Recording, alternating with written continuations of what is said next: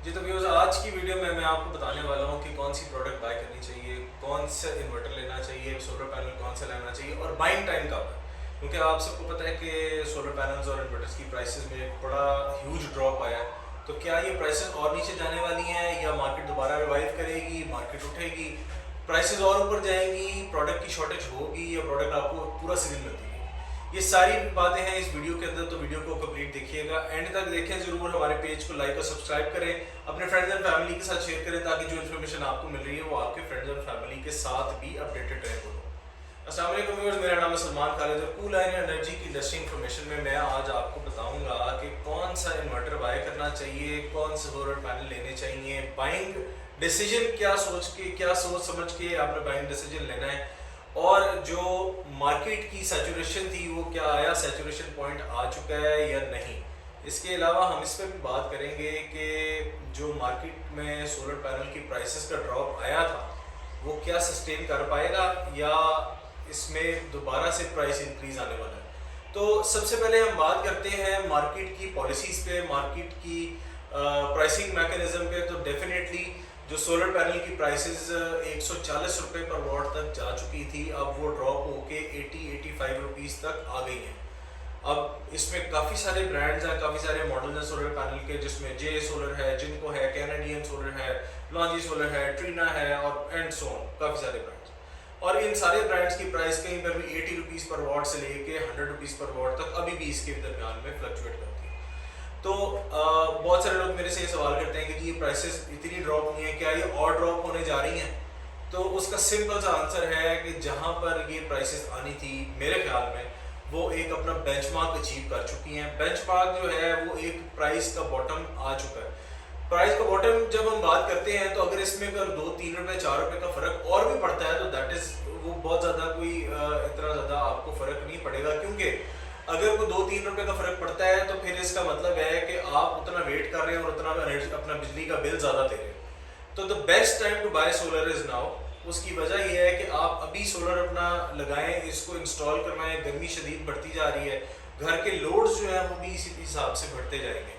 अभी एसीज नहीं चल रहे, एसी के बगैर चले कुछ हद तक गुजारा हो जाता है पंखे में, लेकिन आने वाले दिनों में जब ब्लू चलेगी तो फिर आपको एसी चलाना ही पड़ेगा। तो उससे पहले पहले अपना जो परचेज डिसीजन है वो अभी कर लें, क्योंकि आपकी नेट मीटरिंग में और बाकी सारे इंस्टॉलेशन प्रोसेस के अंदर भी जो टाइम कंज्यूम होना होता है वो उस टाइम कंज्यूम होने तक आपका चीज़ें सारी स्ट्रीमलाइंड हो और आपका सिस्टम जैसे ही लगे आपको एक तो घर की यूटिलिटी भी पूरी करे, आपके घर का जो लोड है वो भी पूरा कर ले, और जैसी नेट मीटरिंग होती है आप उसको एक्सपोर्ट करना भी शुरू करें।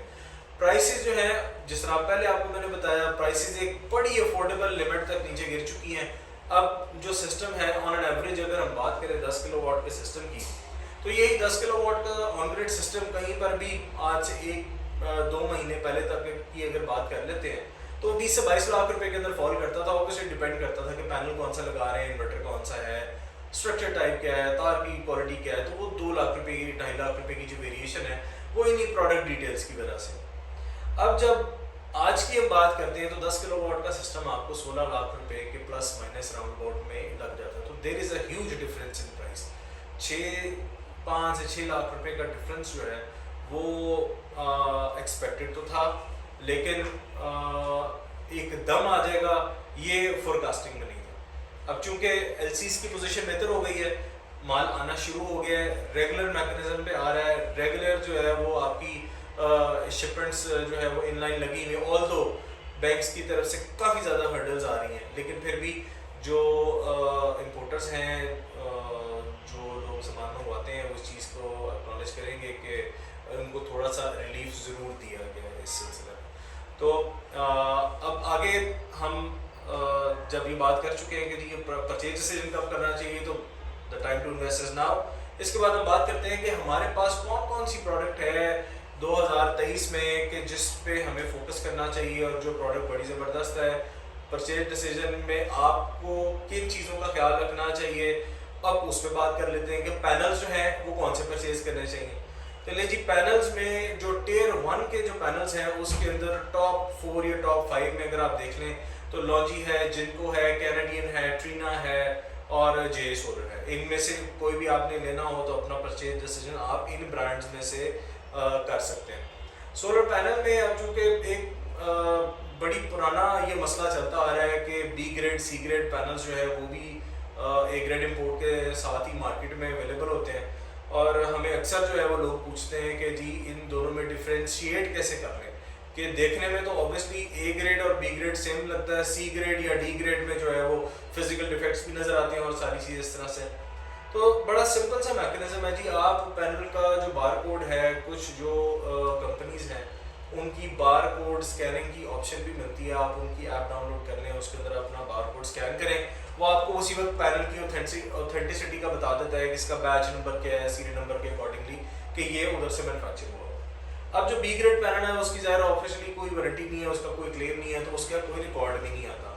कुछ कंपनीज हैं जिनकी ऑनलाइन वेरिफिकेशन तो नहीं होती, लेकिन आप कंपनी को ईमेल करके अपने सीरियल नंबर उनके थ्रू वेरिफिकेशन जरूर ले सकते हैं।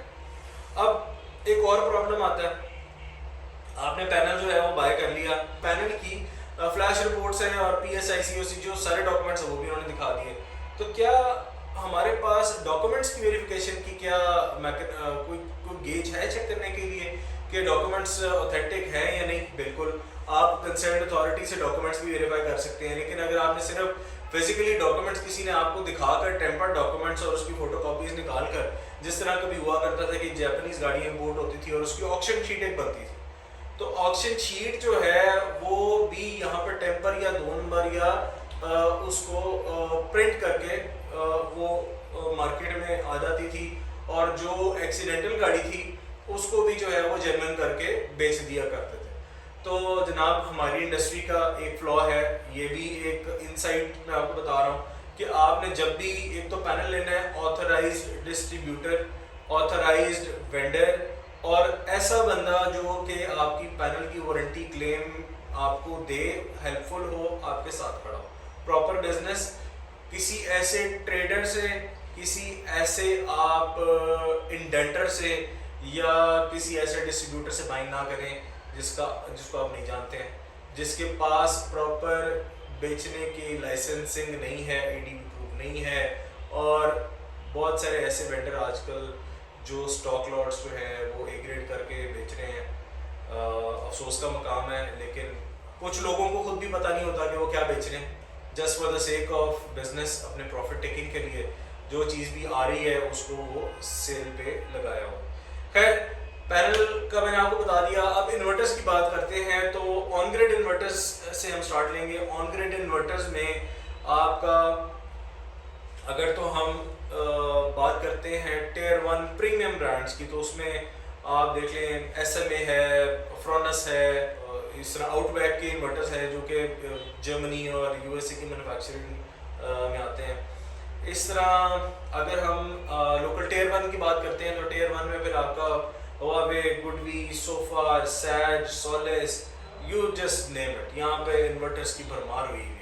इन्वर्टर जब भी लें तो अपना जो डिसीजन है वो आपने उस पर प्रॉपर थॉरली वर्किंग करनी है कि आप जो अपने पैसे इन्वेस्ट कर रहे हैं सोलर सिस्टम पे, उसका ब्रेक इवन कब हो रहा है। क्योंकि आप अगर लेट से 5 या 10 किलोवाट का इन्वर्टर के लिए डिसीजन मेकिंग कर रहे हैं और वो इन्वर्टर आपको 5 साल की स्टैंडर्ड वारंटी के साथ आ रहा है, और दोनों इन्वर्टर्स की लेट से आप टियर 1 में कोई एक ब्रांड सेलेक्ट करते हैं, सोफार, सैज, इन दोनों में से कोई ब्रांड सेलेक्ट करते हैं, और कंपैरेटिवली आप हवावे और गुडवी सिलेक्ट कर लेते हैं। इन्वर्टर की क्वालिटी में, इन्वर्टर की एफिशिएंसी में, उसकी वारंटी में, अगर तो परफॉर्मेंस वाइज दोनों चीज़ें सेम हैं और आप पैसे प्रोडक्ट A के कंपैरेटिवली प्रोडक्ट B में जा रहे हैं, तो और पैसे आप ज़्यादा खर्च रहे हैं just because of the brand, तो आपने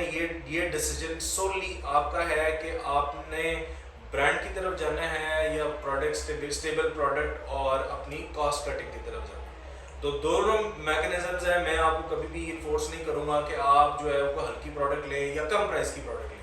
अगर आप ज़्यादा प्राइस की प्रोडक्ट लेते हैं, ये इसका मतलब नहीं है, ये नहीं है कि वो प्रोडक्ट बहुत ज़्यादा अच्छी है, सुपीरियर है, और अगर कोई हल्की कम प्राइस की प्रोडक्ट है तो इसका ये भी मतलब नहीं है कि वो प्रोडक्ट इन्फीरियर क्वालिटी में। अगर तो वारंटी स्टैंडर्ड सेम है, एफिशिएंसी सेम है, प्रोडक्ट ज़रूर ट्राई करनी चाहिए। हाँ, जो अच्छे ब्रांड्स हैं अच्छे ब्रांड्स की डेफिनेटली एक ब्रांड वैल्यू। अब अगर उनकी प्राइस ज़्यादा है तो उस ब्रांड वैल्यू की वजह भी ज़्यादा है, उसकी प्रोडक्ट के फीचर्स भी अच्छे हैं, उस प्रोडक्ट की ड्यूरेबिलिटी और उस प्रोडक्ट की क्वालिटी डेफिनेटली है। तो ये डिसीजन सोनली आपका। हमारे पास प्रोडक्ट की जो है वो कंप्लीट रेंज अवेलेबल है। यहाँ पर जितने भी ऑन ग्रिड इन्वर्टर्स हैं, हाइब्रिड इन्वर्टर्स हैं, बैटरीज हैं, मतलब जो रिनोन ब्रांड है हमारे पास सारे मिल जाते हैं। हमारे पास चूँकि अब कस्टमाइजेशन की ऑप्शन है, कोई एक स्टैंडर्ड फिट नहीं है कि एक ही इन्वर्टर या एक ही पैनल टाइप के साथ हम आपको सिस्टम बना कर देते हैं। यहाँ पर आपने परसेंटेज इनको लेना है, अपने जो इन्वर्टर्स हैं वो सिलेक्ट करें, पैनल सिलेक्ट करें और बैटरी टाइप सिलेक्ट करें। उसमें फिर हम अपना एक पूरा सिस्टम जो है वो कंपोजिट सिस्टम उसकी कॉस्टिंग निकाल सकते हैं। Having been said about the on-grid inverters, अब बात करते हैं कुछ हाइब्रिड इन्वर्टर्स की। हाइब्रिड इन्वर्टर्स में जी जो top brands you have to look for in 2023 is, सबसे पहले तो IP65 मॉडल्स हैं इन्वर्टर्स के, जिसमें सोफार है, इनवरएक्स है, सोलर मैक्स है, मैक्स पावर है। इन 4-5 ब्रांड्स के and crown as well, in 4-5 brands में जो आपके IP65 इन्वर्टर्स हैं, अगर आपको कोई लॉन्ग लाइफ या लॉन्ग टर्म इन्वर्टर चाहिए तो इन 5 ब्रांड में से आंखें बंद करके सिलेक्शन कर लेनी चाहिए। क्यों? प्रोडक्ट क्वालिटी, प्रोडक्ट की वारंटी, प्रोडक्ट की परफॉर्मेंस, उसकी एफिशिएंसी और बैकअप सपोर्ट, इन कंपनीज की बड़ी ज़बरदस्त है। कोई भी डिसीजन लेना है इनमें से आपकी पहली प्रायोरिटी होनी चाहिए। बाकी कोई इन्वर्टर्स हैं वो इसके बाद आते हैं, वो आपके बजट के अकॉर्डिंगली। इसके अलावा हम बात करते हैं IP21 इन्वर्टर्स की। पहले हम बात कर रहे थे IP65 की, क्योंकि वो आउटडोर भी इंस्टॉल हो जाते हैं, वाटरप्रूफ भी होते हैं, वेदर रेजिस्टेंस भी होते हैं वो इन्वर्टर, तो इसलिए मेरी प्रायोरिटी उन इन्वर्टर्स पे है। अब IP21 इन्वर्टर्स की बात करते हैं तो IP21 के जो इन्वर्टर्स हैं वो ऑब्वियसली इंडोर इंस्टॉलेशन होती है उनकी, उनके अंदर कोई इस तरह का मैकेनिज्म नहीं है कि डस्ट प्रूफिंग हो सके या वाटर प्रूफिंग हो सके। आपने उसको इन्वर्टर की थोड़ी बहुत मेंटेनेंस होती है, उसको आपने सर्विस और क्लीनिंग करवाते रहना होता है। अब IP65 की बजाय जब IP21 में जा रहे हैं तो फिर भी आपको ये ख्याल रखना है कि वो इन्वर्टर लें जिस इन्वर्टर की, जिस कंपनी की रिप्यूट अच्छी है, और आफ्टर सेल्स जो है that is a very important factor इस डिसीजन मेकिंग में। अब IP21 में भी Solar Max, Crown, Max Power, Inverex, Long Life और इस तरह के जो इन्वर्टर्स हैं, ये भी इन्वर्टर्स आपको बड़ा सूट करेंगे अपनी घर की, ऑफिस की या किसी भी साइट की इंस्टॉलेशन में। अब इसके बाद जब हम इन्वर्टर्स की बात कर ली तो अब हम बात करते हैं जी बैटरीज की, कि हमें कौन सी बैटरीज लगवानी चाहिए। तो बैटरीज जी, अगर आप एक बैटरीज का भी ज़ाहिर है ऑब्वियसली एक बड़ा इंपॉर्टेंट रोल है आपके पूरे सोलर सिस्टम में। आप अगर बैटरी एसिड वाली लिक्विड बैटरी लगा लेते हैं तो उस बैटरी की लाइफ होती है मोर और लेस 1 साल, 1.5 साल या 2 साल। लिक्विड बैटरी से बहुत बेहतर है कि आप लोग शिफ्ट करें ट्यूबुलर बैटरी वाली साइड पे। बैटरी की एक तो लाइफ ज़्यादा है, दूसरा उसका बैटरी का ब्रेक इवन बड़ा इंपॉर्टेंट होता है, क्योंकि आपने बैटरी को तो रिप्लेस करवाना ही करवाना। अगर ट्यूबुलर बैटरी एसिड बैटरी से थोड़ी महंगी है तो उसका ब्रेक इवन जो है, ब्रेक इवन भी बड़ा ज़बरदस्त होता है। लेट से 1.5 साल बाद आपकी जो है वो एक एसिड बैटरी रिप्लेसमेंट मांगती है, तो ट्यूबुलर बैटरी जो है वो कम से कम 1 साल एसिड बैटरी से ज़्यादा चलती है। फिर उसका वेट ज़्यादा होता है। कल को अगर आपने उसको बैटरी को डिस्पोज ऑफ करना है तो वो उसकी जो डिस्पोजल प्राइस है वो भी बड़ी आपको अच्छी मिल जाती है, क्योंकि अगर एसिड बैटरी लेट से 25 kg की है तो ट्यूबुलर बैटरी 50 kg की होती है। जब आप उसको डिस्पोज ऑफ करते हैं तो उसको आपको पर केजी जो है वो रिटर्न मिलता है। इसका मतलब ये हुआ कि अगर आपने 4 बैटरीज का कोई अगर अपना बैंक चेंज करना है, आप चारों बैटरीज को डिस्पोज ऑफ करते हैं तो मोर और लेस ऑलमोस्ट जो प्राइस आपको मिलती है रिप्लेसमेंट में, तो 2 बैटरीज नहीं तो उसी कीमत में आ जाती है। आपको सिर्फ 2 बैटरीज के पैसे और खर्चने होते हैं। इसलिए अगर तो एसिड बैटरी का बजट है तो थोड़ा सा बजट बढ़ा के ट्यूबुलर बैटरी लगवा लें।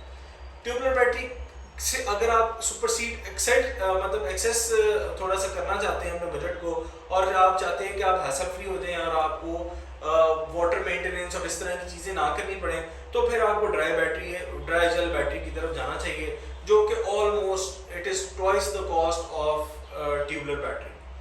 अब अगर आप ट्वाइस में जा ही रहे हैं तो फिर आपको वो जो ड्राई बैटरी है या सील्ड बैटरी है उसकी एक मेंटेनेंस भी है। मेंटेनेंस से ये मुराद है कि आप उसको एक कूल टेम्परेचर में स्टोर करना होता है, जो कि 25 से 35 डिग्री के अंदर अंदर होना चाहिए आइडियली। और इससे भी अगर आप ऊपर जाते हैं तो फिर आपके पास ऑप्शन आ जाती है lithium ion battery. Lithium ion battery में जी आपको एक तो गारंटी मिलती है उसकी लॉन्गर लाइफ की, अच्छी परफॉर्मेंस की और ड्यूरेबल कंपोनेंट्स की। अब ये सारी चीज़ें हैं, तो ये सारी चीज़ें they come up with the cost. सबसे एक्सपेंसिव जो है वो टेयर वो आपको इस वक्त लिथियम आयन बैटरी कॉस्ट करेगी, क्योंकि नई टेक्नोलॉजी है, अभी मार्केट में अबंडेंटली अवेलेबल नहीं है, इंपोर्ट रिस्ट्रिक्शंस भी हैं, डॉलर वैल्यू डायरेक्टली इफेक्ट होती है।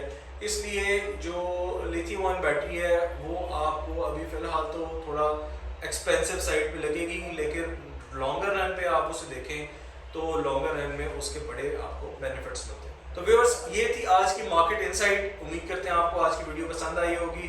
पसंद आई है तो हमारे चैनल को सब्सक्राइब कीजिएगा, हमारे पेज को लाइक एंड शेयर करें और अपने फ्रेंड फैमिली के साथ भी शेयर करें। हम आपको मिलेंगे अगली वीडियो में। अंटिल द नेक्स्ट वीडियो, अल्लाह हाफिज़।